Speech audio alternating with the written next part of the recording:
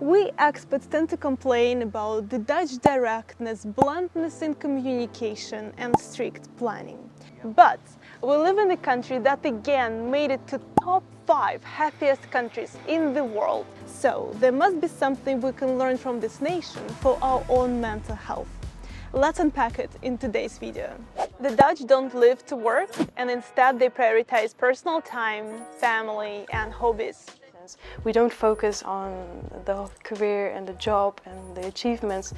We tend to perceive in a very broad perspective, which is something I really like about the Netherlands and the attitude towards mental health. Of course, there are some things that we can improve. There are always things that we can improve, but I really like the idea that we look at mental health in a very broad sense. In the past, I know I've definitely, made some mistakes or done things that I was like, okay, I did too much for something and forgetting about, what was right in front of me, like people around me or even myself for that matter. So for me, it's always a learning curve and always be aware of how work is impacting me and my health. For me personally, I read a lot of books. I do myself diving into that. I do meditation. I make sure that every area of that wheel of life, that everything is as balanced as I can get it. And so far it's been doing me well to become aware of that and do things for that. But it's a learning process every single time. I want to quickly share my experience. In coaching, I had a non-Dutch client who reached a burnout point. She prioritized work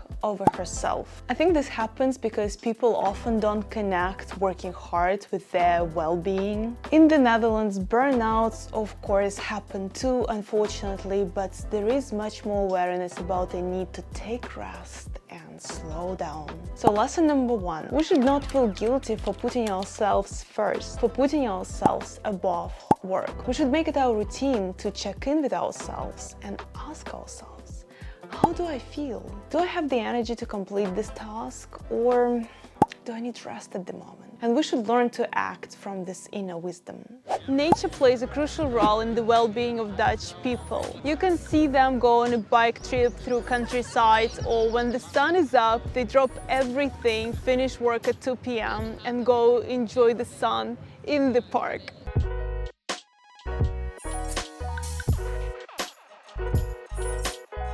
When I say that, I can imagine that some of you might think, but isn't it like this everywhere?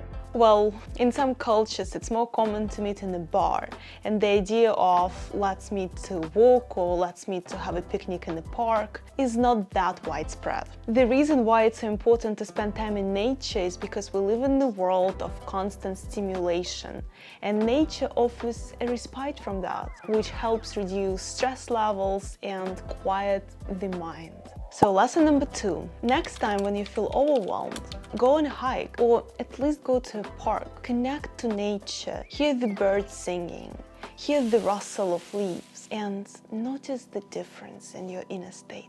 As I've already hinted, the Dutch lead an active lifestyle. The whole nation literally lives on a bike. They go out, bring kids to school and even go on a date, all cycling. So what's the link here? I feel like sometimes we overlook the connection between exercising and mental health. It's not magic, and it's not like if you're heavily depressed, you exercise a little and it's all going to be gone like that. Here you need to see a specialist. But if you're experiencing some light anxiety, which is probably, 90% of the world's population is experiencing, even light exercising like cycling can significantly help here. Because first, it helps releasing endorphins and serotonin, neurotransmitters that promote feelings of happiness and well-being. And second, it reduces cortisol, the body's stress hormone that contributes to feeling tensed and feeling worried. So the Dutch, by cycling every day, already contribute a lot to the baseline of their mental state.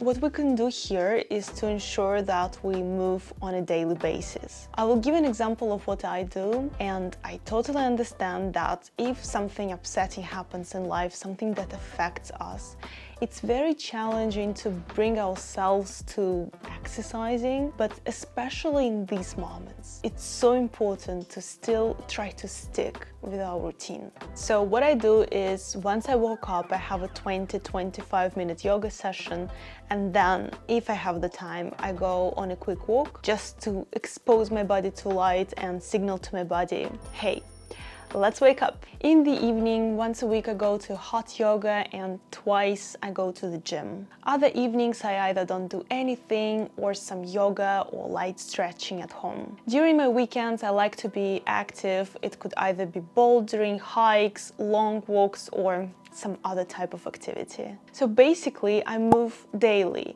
which really helps me to stay sane, but each day is a different level of motion, which makes it manageable and makes it possible to incorporate it into my daily routine. I don't think anywhere in the world we can openly talk about mental health, but the Netherlands went further than some other countries. In some Dutch companies or communities though, mental health is still a taboo topic, but there is much more willingness to discuss it in general. By openly talking about it, it helps to normalize it and deal with it. Bottling it up, suppressing our emotions and putting on a mask is not a productive coping strategy. I personally think that this notion, I'm fine, I'm strong, I don't have any problems, is completely outdated because everyone is struggling. And it's not like we should be uncontrollably putting this weight on another person, but we can learn to be a little bit more vulnerable and authentic. I'm a huge ambassador for this. And if you feel like you're missing an opportunity to express yourself at the level you need to express, or if you just simply want more of it, I invite you to continue this conversation on my Instagram or join me in one of my events that usually attract people who like to connect deeper with themselves and others. I will leave the links in the video description below. The lesson for me here is that we should not feel guilty or inadequate for what we feel. We can open up about it to a trusted friend, partner, family member, coach or therapist. Talking about things that bother us makes it more real and tangible, which helps with processing, unloading, gaining clarity, and even potentially coming up with a solution. Imagine that.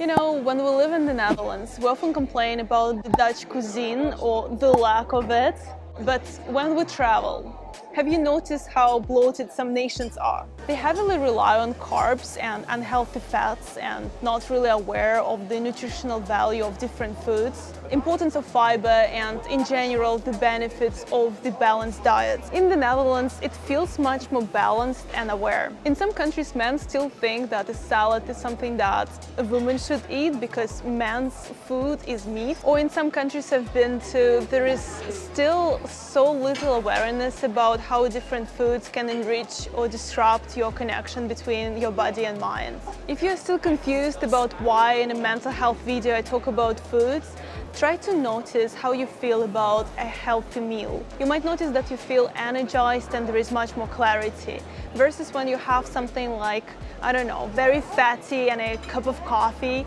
you might notice that your mood went down. If you cannot relate yet, try to simply observe how food influences you. What we can learn from the Dutch here is that food is not just fuel for the body, but it also impacts our mental clarity and overall well-being. I try to incorporate more fruits and vegetables into my diet, and what I notice is that it stabilizes my mood and contributes to more clarity, so I don't have this kind of brain fog, or at least I minimize it. One very practical way for me to do that is that I have a smoothie bowl every morning where I put a lot of berries, fruits, supplements, sources of fiber like chia seeds. So even if the rest of my day takes an unexpected turn, I already made sure that I've had my daily intake of vitamins. While there might be some things that expats find weird and annoying about the Netherlands, the Dutch way to happiness is something that I think we can all learn from. If you're already practicing any of these or notice something that I haven't mentioned yet, let us know in the comment below. Thank you so much for watching this video until the end. If you're interested in more insights into life in the Netherlands and mental health, I will leave these two videos for you to watch. I'll see you there. Bye for now.